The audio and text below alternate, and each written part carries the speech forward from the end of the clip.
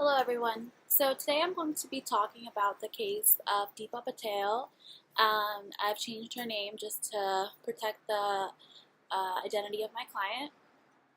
So first of all, I'm going to tell you a little bit about who she is. Deepa is a 42-year-old single mother with two daughters. Her oldest daughter, Ronnie, is 15 years old, and her youngest is a 1-year-old baby. Both of her daughters are from two different husbands. The client was married to her first husband for about 15 years, and that marriage resulted in a divorce because her husband was severely abusive and neglectful. She then briefly got married to her second husband, who is the father of her baby daughter. The client states that he was also abusive. And currently the client is going through a custody hearing trial regarding her baby. And as the result of all the domestic violence that she suffered, the client is experiencing severe trauma. So the client exhibits many symptoms of emotional and psychological trauma.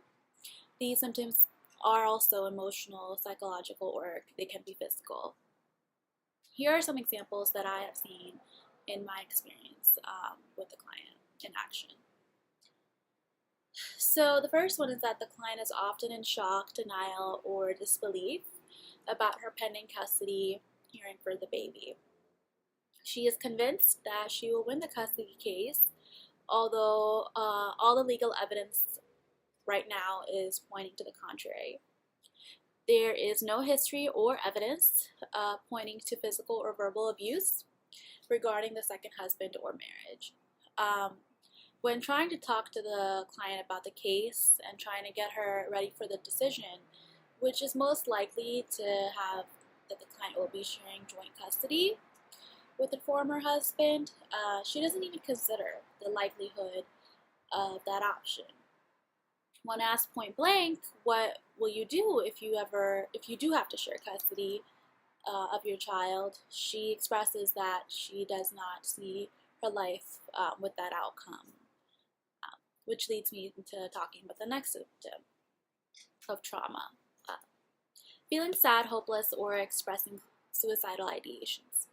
The client has expressed on several occasions that she does not want to live in the case that her baby is taken away from her, even if she shares the joint custody.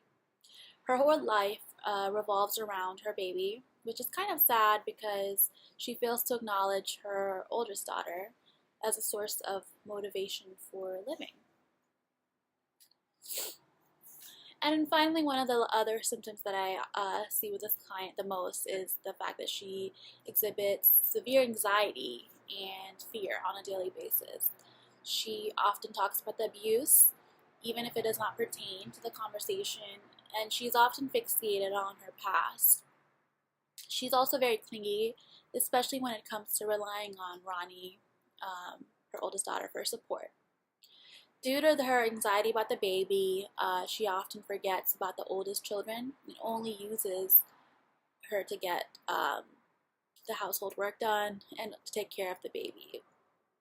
When meeting with a client, I often found myself redirecting the conversation time after time again because something that was only supposed to take 20 minutes, a conversation would take 2 hours. In one of the meetings that we had scheduled for an hour long, I was only able to cover 25% of the agenda because the client kept interrupting and talking about the abuse and the pending custody trial. So, the current issue is that the client was currently living with another single mother with two daughters in the same household unit for the past few weeks. In those few weeks, I learned that the client was relying very heavily on her roommate for support. She would not stop talking about the abuse in front of her roommate and her daughters. She ousted the roommate and herself to the neighbors as victims of domestic violence, which did not need to be done. And she left the baby with her roommate without her permission for the entire day. So since we did not know about the client's behavior at the time she entered our transitional housing program, we decided that it would be a good fit for her to move to another program, but that until that vacancy opened up next month, she would have to come back to the shelter. She refused. So it was not healthy for our other client to be living with somebody that was exhibiting such symptoms of, anxiety and trauma. But at the same time, it was not viable for us to kick her to the curb. So my question is, what would you have done, and how could you convince a client to go back into the shelter for the time being?